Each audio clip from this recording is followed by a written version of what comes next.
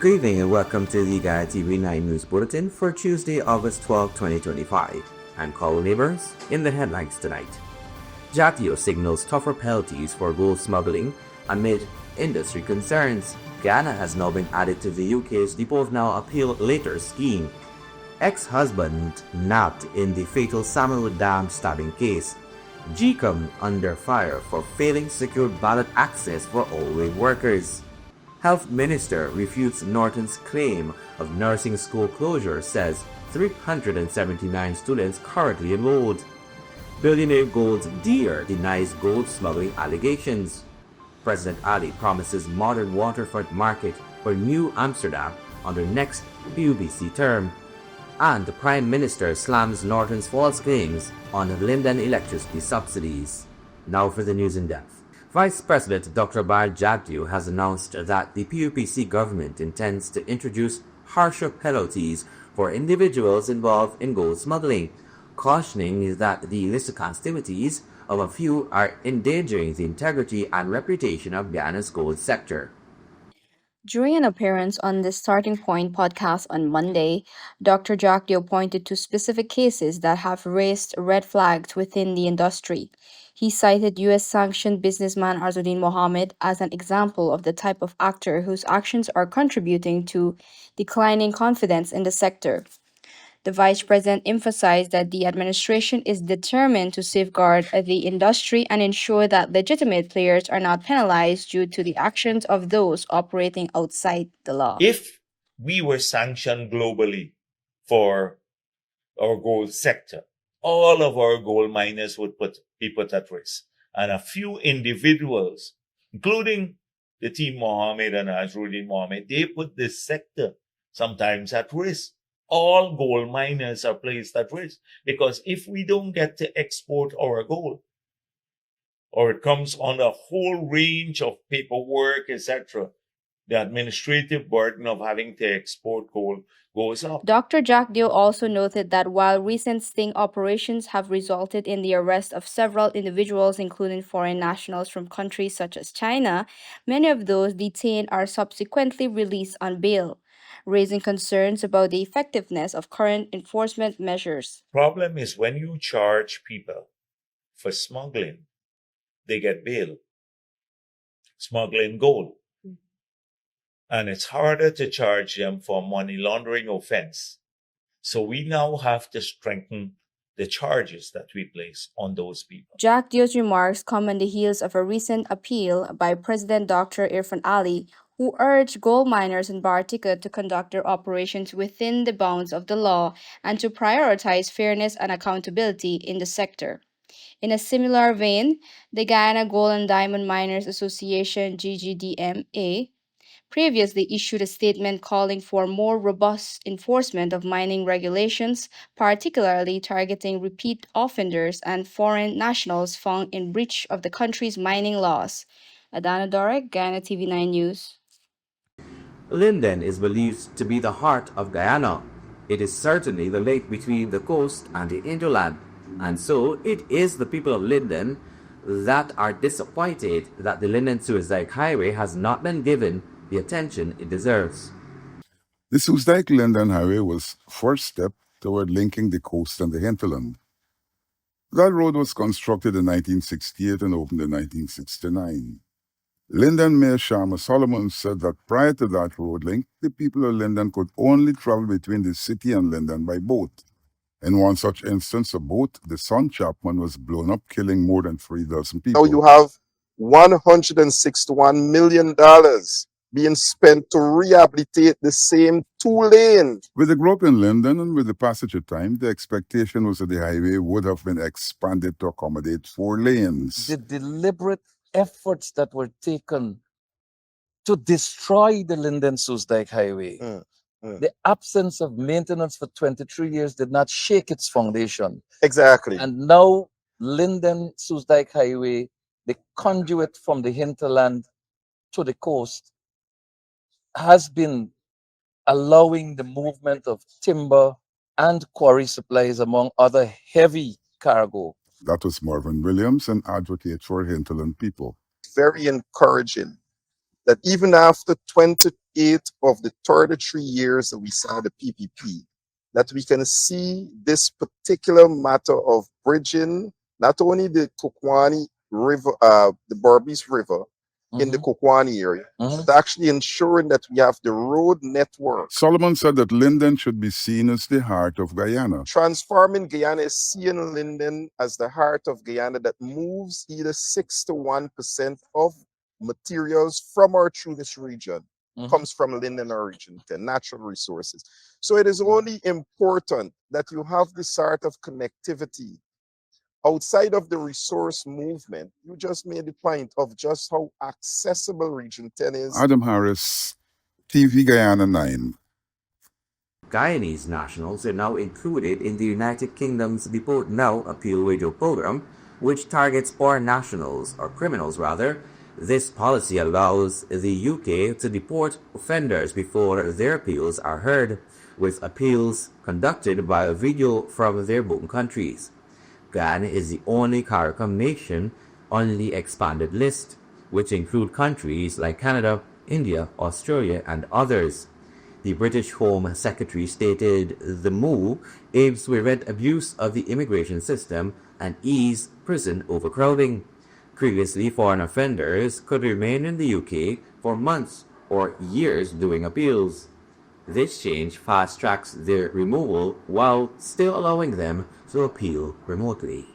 Minister of Health Dr. Frank Anthony has dismissed claims by APN News presidential candidate Aubrey Norton that the Charles Rose School of Nursing in Linden has been closed, stating that the reality is the complete opposite of what Norton claims.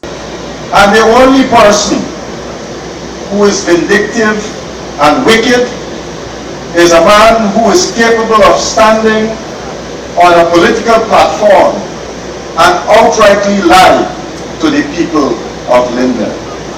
Perhaps he should have used the time to explain why APNU took away the Because We Care grant from so many children in the country. That was Minister of Health Dr. Frank Anthony responding to claims made by APNU's presidential candidate Aubrey Norton at a recent campaign rally at Linden that the PPC government had shut down the Charles Rose School of Nursing, an act Norton described as vindictive and wicked. If the PPP liked Linden so much, why did they close down the Charles Rose School of Nursing? Answer me. I want them who collecting money and running around in red like if they're dead. Answer me. The PPP love Linden and Region 10. Why did they close down the nursing school? It is because they are vindictive and wicked. It was the best nursing school in this country. However, the Charles Rose School of Nursing in Linden is fully operational and currently has 379 students enrolled, according to the minister.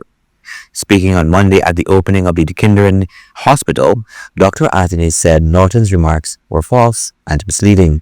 The health minister stated that Norton continues to spread misinformation and is not a credible source. He emphasized that the Guyanese public should not allow Norton's falsehoods to undermine the progress made by the PPC administration.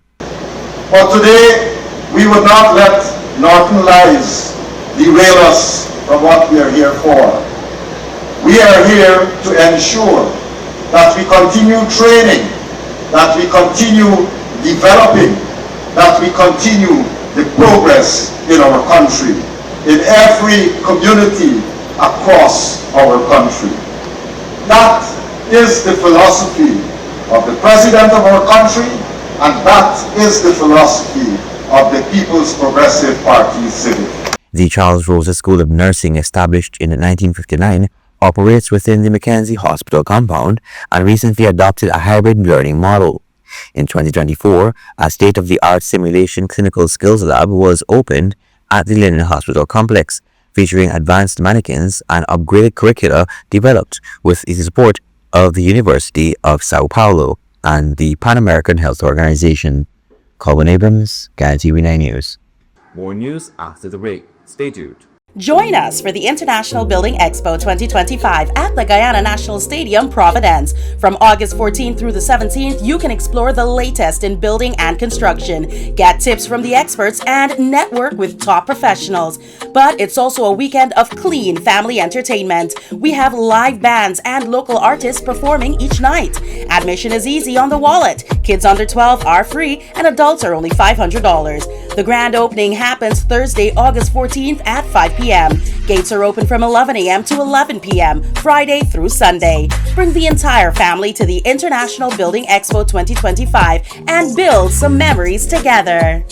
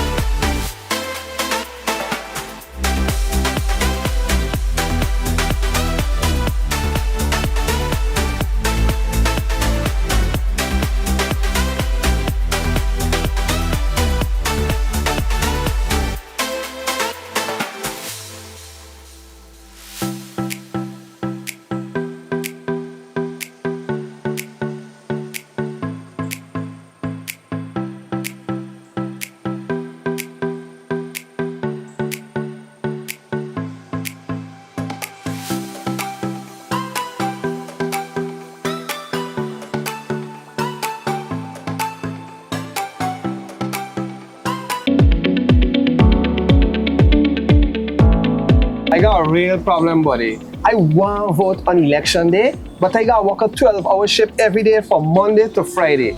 From 6 in the morning to 6 in the afternoon, boy. I got the same problem. I registered to vote in Kitty where I live in, and I walk in till up in Linden. And I only get Sunday for go home, and then back again Monday for work. You know, truly speaking, the hours you work in and the place where you work should not prevent you from voting. Really? How come? Listen, the law makes it absolutely clear that employers should give time off to their employees so as to vote.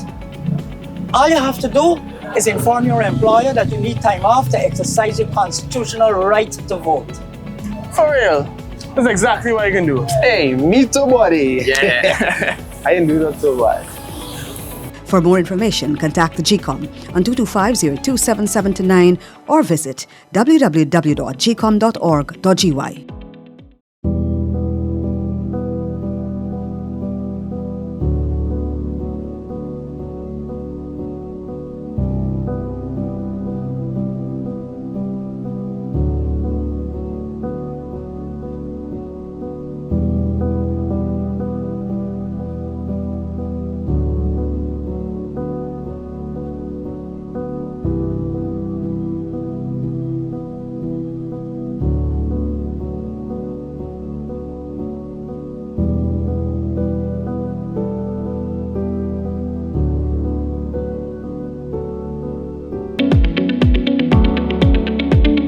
Contrary to popular belief, voting is easy as 1, 2, 3. On the ballot paper, provision is made for you to vote twice. Once on the top section where you vote for the general election, and once at the bottom section where you vote for the regional election. All you need to do is look for the name and symbol of the party of your choice in the top section for the general election, and mark your X in the empty box next to the party's symbol. Then, look for the name and symbol of the party of your choice in the bottom section for the regional election, and mark your X in the empty box next to the party's symbol. After you have voted, you are required to fold the ballot paper as shown by the election official. Dip the first joint of your right index finger in indelible ink and place the ballot paper in the ballot box. You will then have to leave the polling station. For further information, contact GECOM's hotlines at 225-027729, 226-6557, 223-9650, or visit the GECOM website at www.gecom.org.gy. Join us for the International Building Expo 2025 at the Guyana National Stadium, Providence. From August 14th through the 17th, you can explore the latest in building and construction, get tips from the experts, and network with top professionals. But it's also a weekend of clean family entertainment. We have live bands and local artists performing each night. Admission is easy on the wallet. Kids under 12 are free and adults are only $500. The grand opening happens Thursday, August 14th at 5 p.m. Gates are open from 11 a.m. to 11 p.m., Friday through Sunday. Bring the entire family to the International Building Expo 2025 and build some memories together.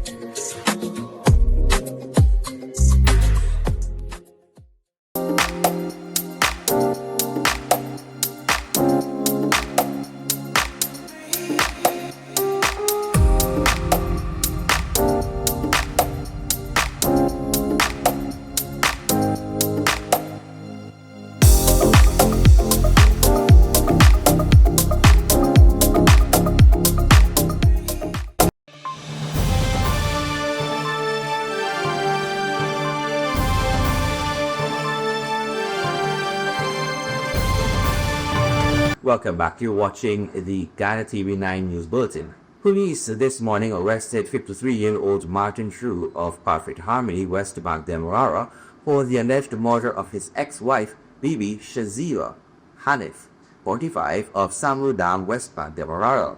Hanif, a cleaner with the Rapid oil field at Halliburton, was found in a pool of blood beside her bed at around 5 hours 25, with 2 stab wounds to her back. Her partner, 44-year-old Kevin Shabir, told investigators that Khaled called him at around 4 hours 44 to pick her up from work. 20 minutes later, he called back. True allegedly answered and said, quote, "I know fictionally." Shabir went straight to the Reno police station, where Ash responded and found the victims motionless inside her home. She was pronounced dead on arrival at the West Demerara Regional Hospital. True was intercepted at around 8 hours 30 at number 66 Public Road, Curtin, during a stop and search exercise on motorcar PZZ 3660, driven by his son. He was later taken into custody and will be transferred to Region 3 as investigations continue. Opposition nominated Commissioner of the Guyana Elections Commission, GECOM, Vincent Alexander, has sharply criticized the elections body for failing to take steps to ensure all the rig workers can vote in the upcoming elections, despite provisions existing for other categories of workers. In a letter to the editor, Alexander said GECOM's approach to managing elections is neither progressive or proactive, and in some cases, consciously regressive, pointing to its resistance to measures such as biometric voting and the removal of deceased names from the voters list. Speaking with Guyana TV 9 News, Alexander pointed out that all rig workers who operate more than 200 miles offshore are currently not eligible to vote by proxy or postal ballot, while transport and harbor workers are permitted to vote by proxy, and members of the joint services or non-resident Guyanese can vote by post. Rig workers are only entitled to time off from work to cast their ballot. My concern is that when this matter was brought up with GECOM, GECOM simply said, well, the employer should give them time off to vote. But giving time off to people who are 250 miles away in an operation which, if they leave, you might have to shut down the operation, is not really a feasible proposition. And what GECOM could have done was to go back to the law and see if the law could have been amended to provide for these persons to vote in a manner similar to the discipline services or the transport workers or the non-resident Guyanese, because non-resident Guyanese overseas. Alexander noted that the oil industry did not exist when proxy voting provisions for transport and harbor workers were introduced, yet the logistical challenges facing rig workers are even greater. He argued that GECOM could have initiated amendments to the relevant laws to extend similar voting rights to them. But rather than looking at solving the problem of these people in that way, they simply said, well, look, the law provides for the employers to give them time off. And then they issued a press release emphasizing the obligation of employers and have not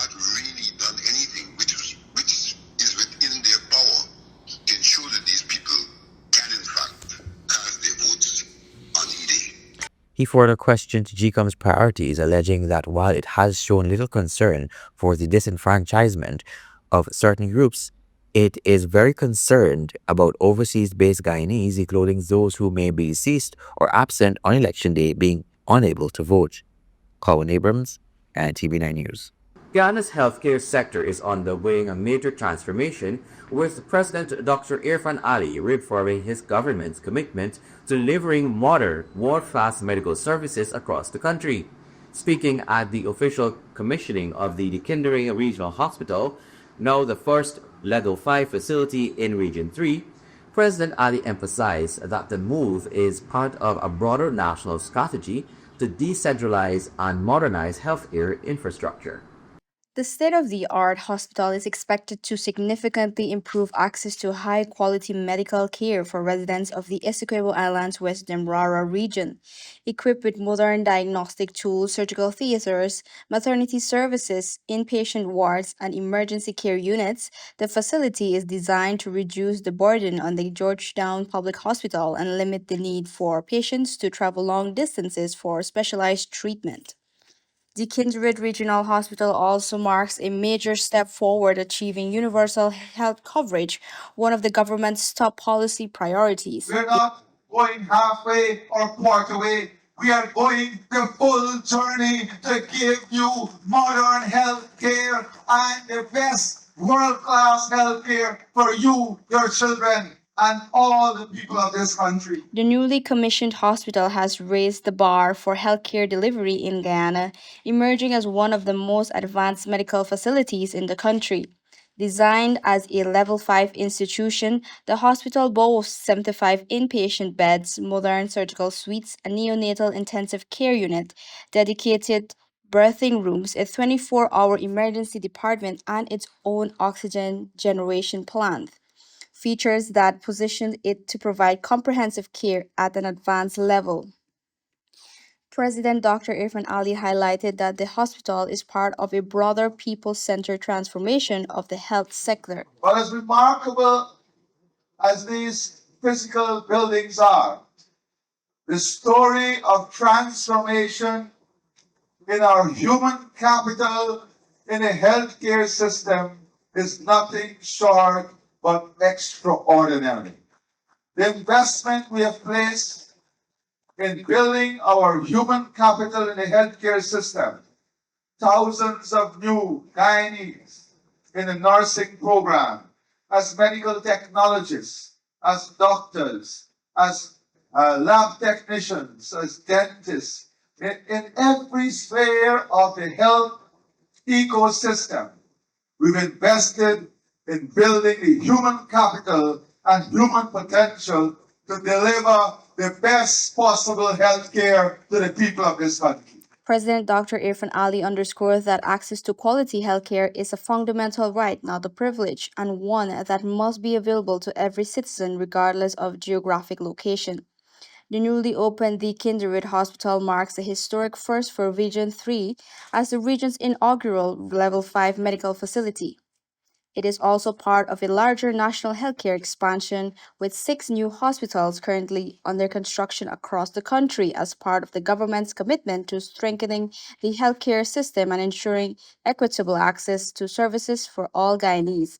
Adana Dorek, Guyana TV9 News.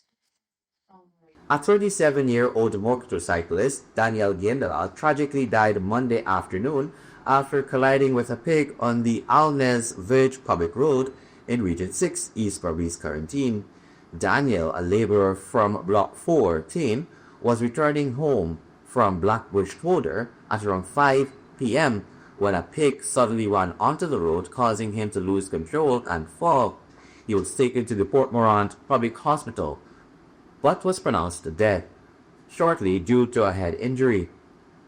His wife, Janet Nahidu, expressed concern with animals roaming freely on the roads and urged owners to keep their animals secured to prevent such accidents. More news after the break. Stay with us. Join us for the International Building Expo 2025 at the Guyana National Stadium, Providence. From August 14th through the 17th, you can explore the latest in building and construction, get tips from the experts, and network with top professionals. But it's also a weekend of clean family entertainment. We have live bands and local artists performing each night. Admission is easy on the wallet. Kids under 12 are free and adults are only $500. The grand opening happens Thursday, August 14th at 5 p.m. Gates are open from 11 a.m. to 11 p.m., Friday through Sunday. Bring the entire family to the International Building Expo 2025 and build some memories together.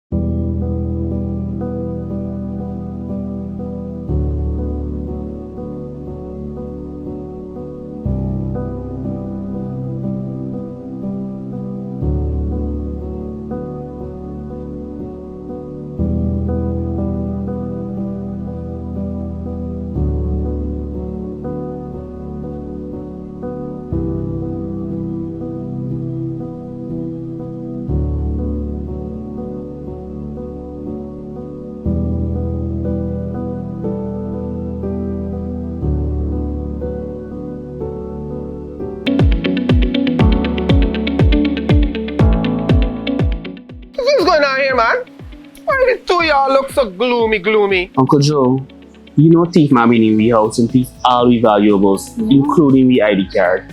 Now election come around and we want to go vote. We ain't get no ID card to identify ourselves. Now we can't go vote. Well, you need to apply to GECOM to have your ID cards replaced.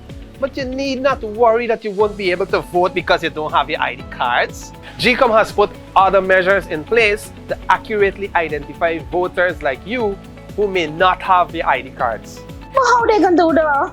How they gonna know is we name on the list if we don't have ID to prove it? In addition to your ID card, voters can present their valid passports or valid driver's license if they have these. Really?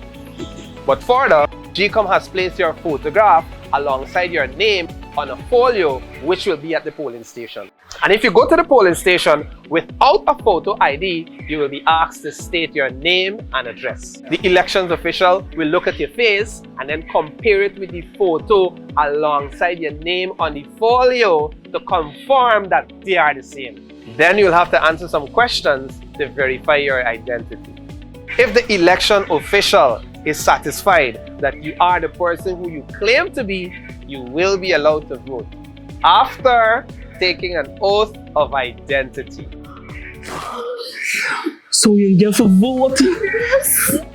For more information, contact the GECOM on 225-027729 or visit www.gecom.org.gy. Join us for the International Building Expo 2025 at the Guyana National Stadium, Providence. From August 14th through the 17th, you can explore the latest in building and construction, get tips from the experts, and network with top professionals.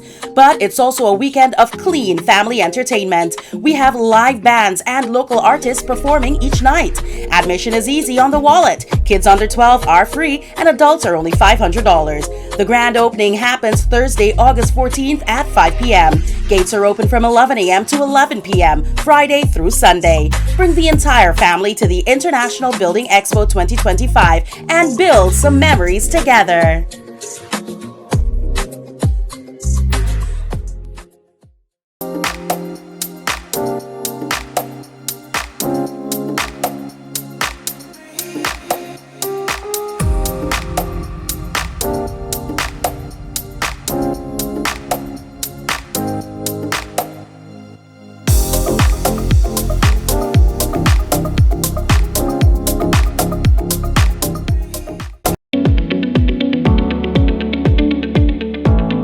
I got a real problem, buddy. I want to vote on election day, but I got to work a 12-hour shift every day from Monday to Friday.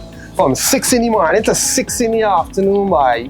I got the same problem. I registered to vote in Kitty where I live in, and I walk in till up in Linden. And I only get Sunday for go home, and then back again Monday for work. You know, truly speaking, the hours you work in and the place where you work should not prevent you from voting. Really? How come? Listen, the law makes it absolutely clear that employers should give time off to their employees so as to vote. All you have to do is inform your employer that you need time off to exercise your constitutional right to vote. For real? That's exactly what I can do. Hey, me too, buddy. Yeah. I didn't do that so bad. For more information, contact the GECOM on 225-027729 or visit www.gecom.org.gy.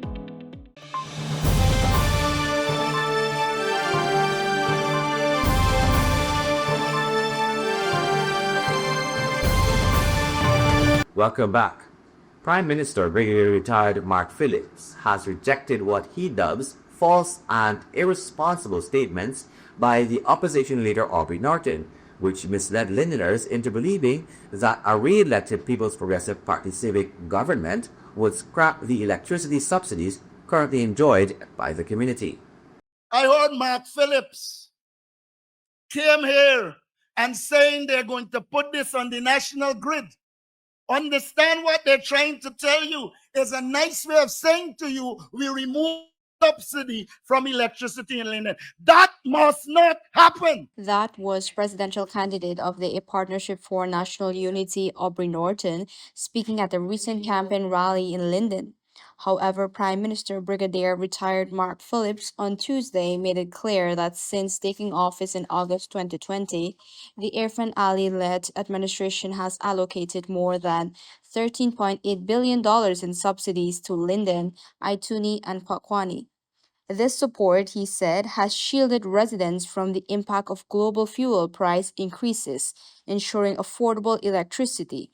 The Prime Minister highlighted additional investments in the region, including a US $22.58 million contract signed earlier this year for a 15-megawatt solar farm in Linden, the largest in Guyana's history, aimed at delivering clean, reliable, and sustainable energy while reducing dependence on imported fuel. Prime Minister Mark Phillips accused Mr. Norton of political fear-mongering and attempting to distract from what he described as the APNU-AFC's poor performance in office, noting that Region 10 received only $4.2 billion over 5 years under the previous administration. He also pointed to the former government's removal of electricity and water subsidies for pensioners and the suspension of the school cash grant.